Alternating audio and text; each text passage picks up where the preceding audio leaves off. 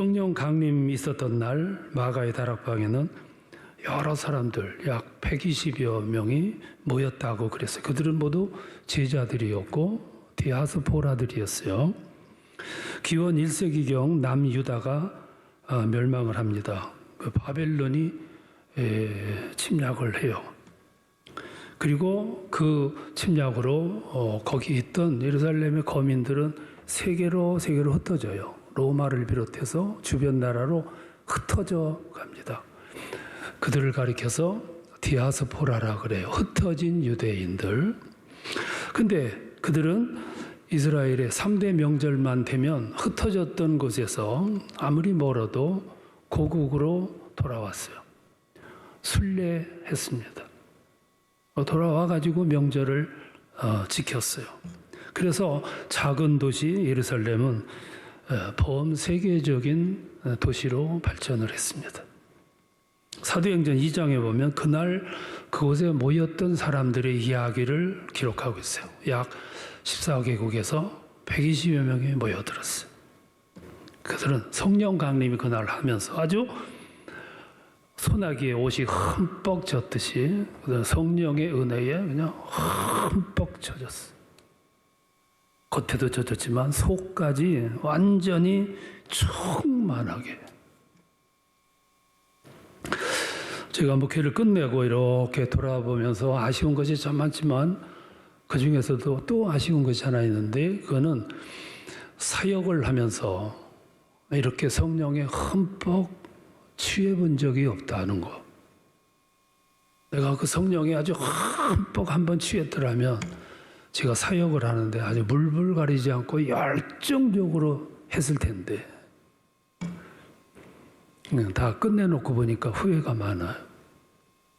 내가 이 즈음에 와가지고 다시 사역을 시작하게 된다면 먼저 산에 가서 죽기 안 하고 금식하면서 성령에 한번 흠뻑 취해 본 후에 사역에 나가고 싶은 마음이 있어요.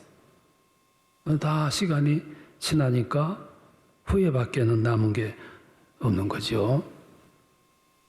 지난 주일 우리는 부활주일을 보냈습니다. 그리고 곧 이어서 성령 강림 주일이 또 다가올 거예요. 성령 강림은 막 타는 불에 기름을 끼얹는 격이었어요. 그래서 성령 강림을 통해서 몇 가지 사건이 발생을 해요. 첫째 사건은 제자들이 일신하는 사건이었어요. 제자들이 쇄신하는, 체질을 개선하는.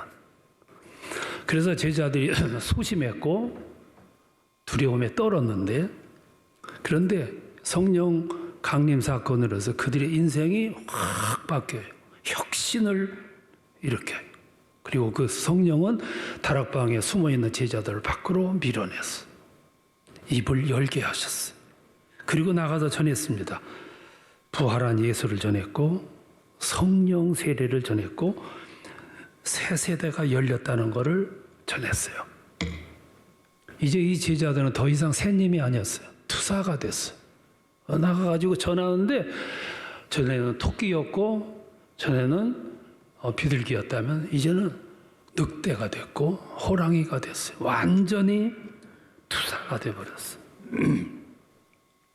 성령의 역사가 하시는 일 가운데 하나가 체질을 개선시키는 역할이에요. 체질을 변화시켜. 베드로는 나가서 전했습니다. 십자가에 못 박힌 그 예수는 곧 하나님의 아들이었고 메시아였다. 그냥 전했겠습니까? 막 절규하면서 포효하면서. 그런데 사실은 이 베드로의 이 설교는 그 당시 사람들에게는 듣기가 굉장히 거슬리는 모순덩어리였어요. 왜냐하면 당시 유대인들은 메시아는 하나님의 아들이고 그 메시아는 신적 권위를 가진 누구와도 비교할 수 없는 능력자인데 그렇게 십자가에서 무력하게 죽은 그가 예수 메시아라니 그는 신성모독이었어요. 그래서 사도 바울은 지혜 있게 전달을 합니다. 우리는 십자가에 못 박힌 그리스도를 전하니 유대인에게는 거리끼는 것이요 이방인에게는 미련한 것이로다. 베드로는 부활 후에도 긴가민가했어요. 그래서 예수께서 부활했다고 하는데도 뜻대로 쫓아가지 않고 머뭇거렸어요.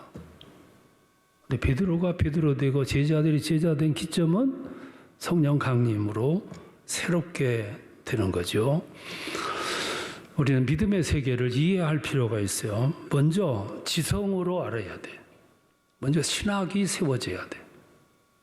그 다음에는 영성으로 믿을 수 있어야 돼. 영성으로 믿는 데는 성령의 도움이 필요해요. 여러분 출애굽을 합니다. 그들이 가나안에 가려면 직선으로 가면 2주간이면 가요. 근데 하나님은 그들을 우회시켜요. 홍해를 건너도록 인도하세요. 홍해를 건너게 합니다. 그 홍해 건너는 의미가 뭐냐 하면은 영적 체험이에요. 영적 체험은 신앙생활에서 굉장히 중요해요.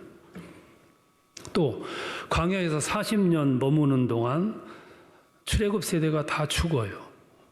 그리고 광야 세대는 출애굽을 몰라요. 하나님은 그들을 다시 인도하시는데 요단길로 인도하세요. 요단을 또 건너게 하세요. 제2의 홍해 사건이죠. 영적 체험을 시키는 것을 보게 되는 거죠. 믿음의 세계는 이성으로 다 깨닫기에는 역부족이에요. 너무 심오하고 너무 깊은 세계예요. 제자들이 3년 동안 예수님과 동행하고서도 깊이 몰랐어요. 부활 후에도 시행착오를 계속 거쳤어요. 성령 강림 이후에 그들은 비로소 알게 돼요. 성령 강림은 그런 의미가 있어요. 그래서 우리에게 성령 충만하라고 자꾸 강조하는 거예요. 왜? 성령의 도움이 없이는 신앙의 세계를 깊이 파악하기가 어렵기 때문에 그렇습니다. 이게 첫 번째 사건이죠. 두 번째 사건은 이 성령 강림으로 인해서 예루살렘 교회가 아주 폭발적으로 부흥을 해요. 제자들의 삶이 혁신이 됩니다. 나가가지고 입을 열고 전도를 했는데 3,000명씩 5,000명씩 회심의 역사가 일어나요. 기적이 일어납니다. 병자가 치유받습니다. 더 나가서 땅을 팔아서 나눠 가집니다. 전도합니다. 딸마다 모여서 기도했습니다. 찬미했습니다. 나눔을 이루었어요. 성령의 역사지요. 신났을 거예요. 날마다 사람들이 막 몰려와. 그 원인이 뭐냐면 몇 가지가 있어요. 첫 번째 원인은 예수 부활을 체험한 것이고, 두 번째 예수님 승천하시면서 약속을 하셨습니다. 속히 오리라. 그래서 그 기다리는 사람들은 재림에 대한 기운이 충만했어요. 거기다가 성령 강림으로 인해서 혁신을 받습니다. 그리고 가는 곳마다 성령이 백업을 해줘요. 도와줘요. 힘껏 도와줘요. 가는 곳마다 기사와 이적이 일어나 회심의 역사. 역사 중에 최고의 역사는 회심의 역사잖아요. 많은 사람들이 교회를 몰려. 얼마나 신났을까. 우리 교회가 매주일마다 그냥 지하철에서 사람들이 쏟아져 나오듯이 그냥 밀려온다면 얼마나 좋겠어요? 그건 우리 생각이에요. 네, 호사다마라고 그랬어요. 행복하고 즐겁고 그런 삶을 그냥 오래 지속하지를 않아요. 그래서 곧바로 핍박이 주어집니다. 성경 역사를 보면 교회가 막 부흥하도록 계속 놔두지를 않아요. 어느 시점에 가서는 꼭 시험이 오고 핍박이 와요. 예루살렘 교회도 마찬가지였어요. 예루살렘 교회가 핍박을 받게 된 이유가 있었습니다. 예루살렘 교회에는 두 파가 존재했어요. 그 하나는 히브리파 유대인이었고 또 하나는 헬라파 유대인이 섞여 있었어요. 히브리파 유대인은 본토에서 태어나서 본토에서 살다가 본토에서 율법 생활을 하면서 신앙생활을 한 히브리어를 사용하고 온순하게 살았던 사람들, 사도들이 거기에 속해요. 그런데 헬라파 유대인들은 그 조상들이 애국으로 노예로 끌려가요. 가서 노예처럼 험한 인생을 살아요. 그러다가 그들이 가진 노예 생활 속에서 오직 소망은 고국으로 돌아가서 편안히 고국의 땅에 묻히는 것이 그들의 소망이었어요. 그런 소망을 갖다 어느 날 해방을 받아서 귀국을 합니다. 그렇게 돌아온 사람들과 그 후손들을 가리켜서 헬라파 유대인이라고 그래요. 그들은 고국에 돌아왔으면서도 헬라어를 사용했어요. 성향이 애국에서 산전수전 다 겪었기 때문에 과격했어요. 그런데 그들이 노예 생활 중에서 하나 형성했던 아주 독특한 신학이 있는데 그게 극단의 노선을 취하는 신학이었어요. 그래서 그들은 예수님 말씀을 그대로 믿었어요.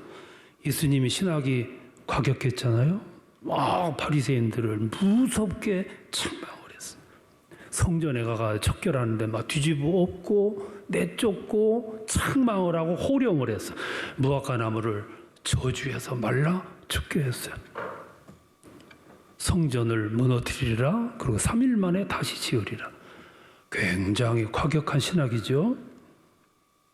그런데 그 헬라파 유대인 가운데 두드러진 지도자가 두 사람 있었어요. 그게 스데반이었고 빌립이었어요. 사도행전에 나오는 7 집사가 모두 헬라파 유대인 소속이에요.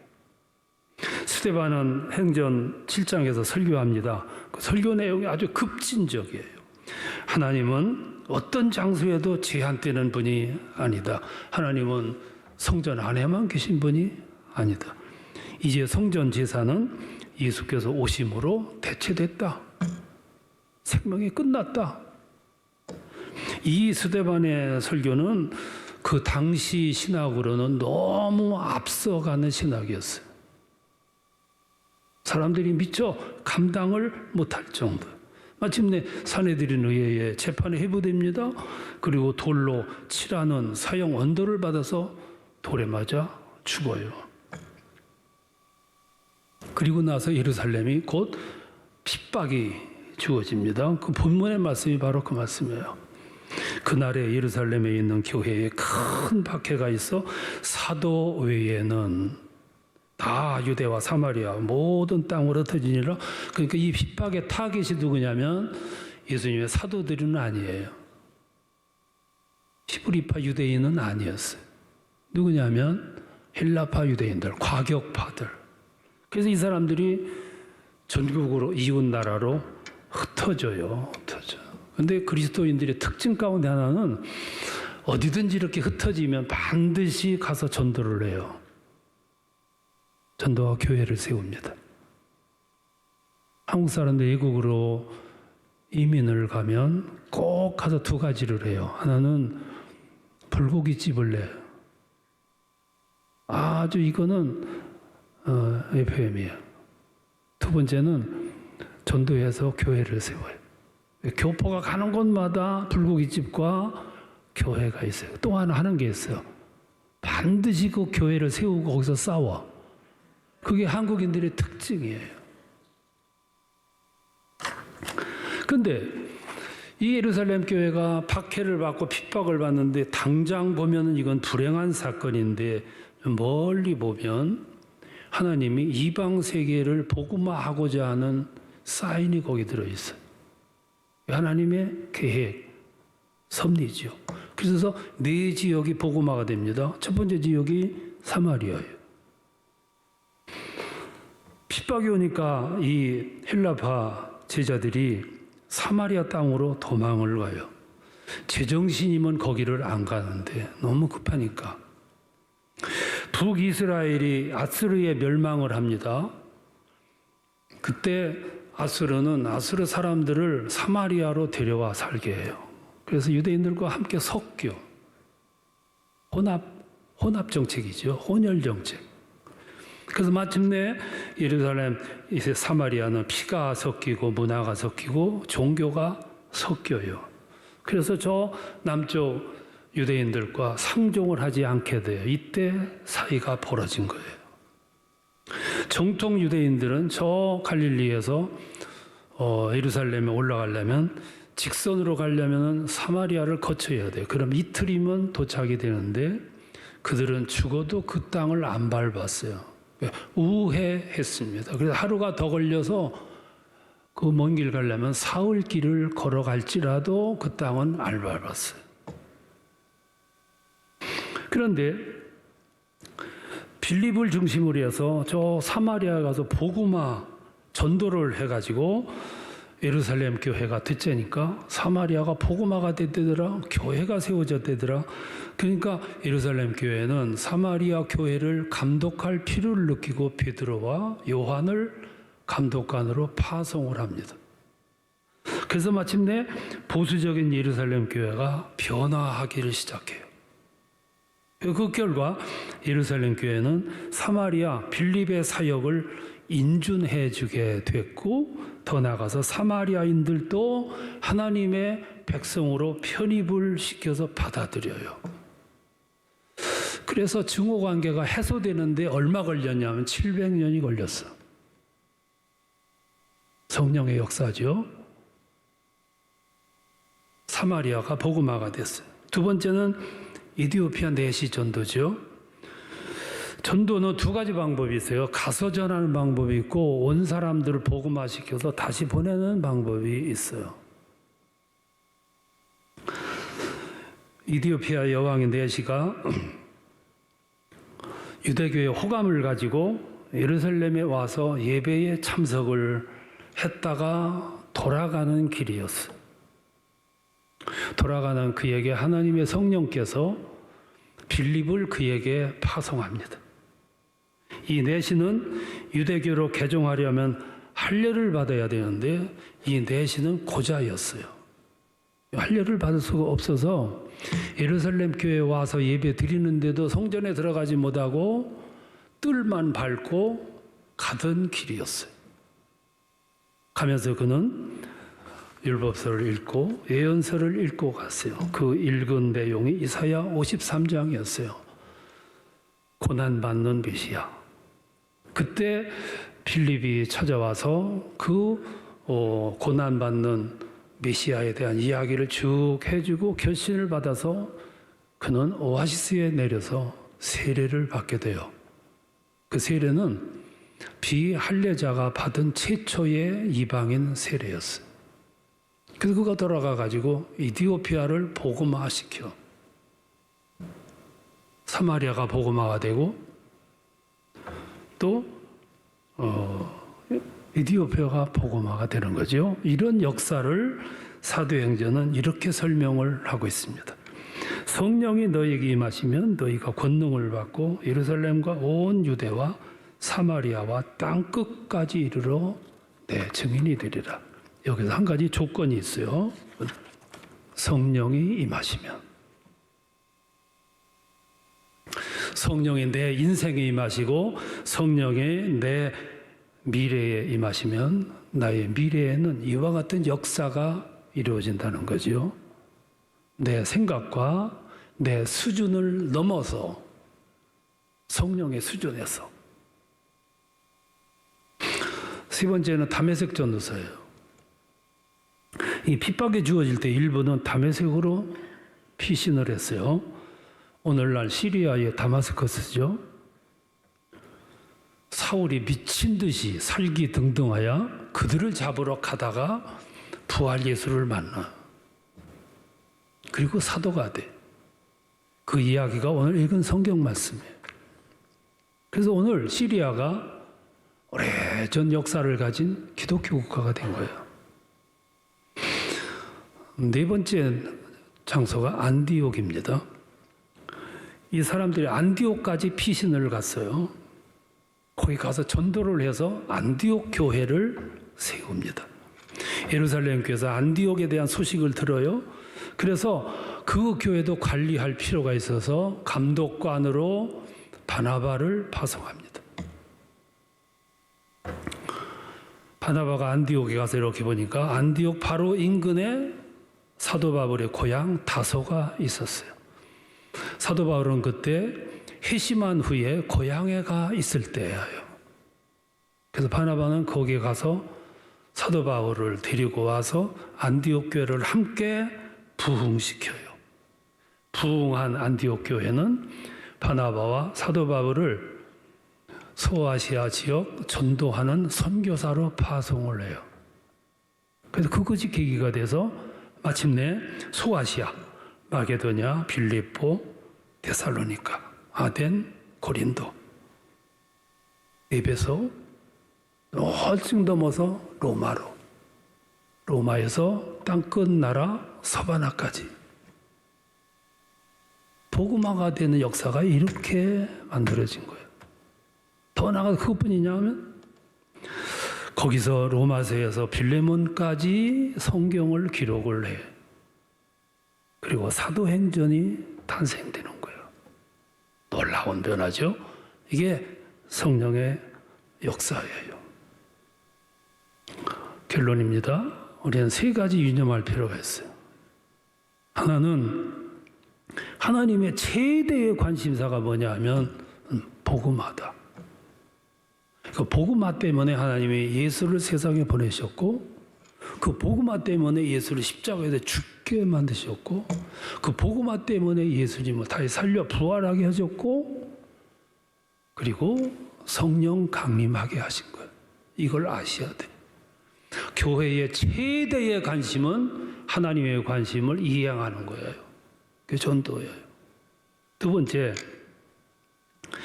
하나님의 역사가 이렇게 나갔다 방향 전환할 때는 반드시 핍박이라는 수단을 사용하세요. 사람의 속성은 편안하면 안주하는 의식이 있어요. 안 움직여. 하나님은 움직여야 되는데 안 움직여. 이 사람을 움직이게 하려면 뭐가 필요하냐면은 핍박이 필요한 거예요. 하나님의 역사를 이렇게 인도하셨어요. 당시 핍박은 우리의 안목으로 보면 참 불행한 사건인데 조금 눈을 뜨고 멀리 보면 그게 하나님의 은혜였어요. 세 번째, 이 패턴은 오늘 우리의 삶의 여정에서도 그대로 하나님이 활용하신다는 거예요. 여러분 지금 살아가기가 가장 어려운 찰나에 처한 분 있어요? 지금 살아가는데 너무 힘드세요? 지금이 바로 방향 전환할 때예요. 그게 역사하시는 거지. 여러분 고민하지 말고 사도행전 8장을 읽어보세요. 거기에 여러분의 모습이 거기 나와 있어. 그리고 여러분이 가야 할 길이 거기 제시되어 있어. 그리고 미래에 여러분 인생에 맺어질 결과가 거기 나와 있어요. 여러분들도 머지않아서 사도행전 8장을 이루게 되실 겁니다. 그게 오늘 설교가 주시는 메시지예요. 사도행전 8장. 그런 역사를 여러분들을 통해서 이룰 수 있기를 축원합니다.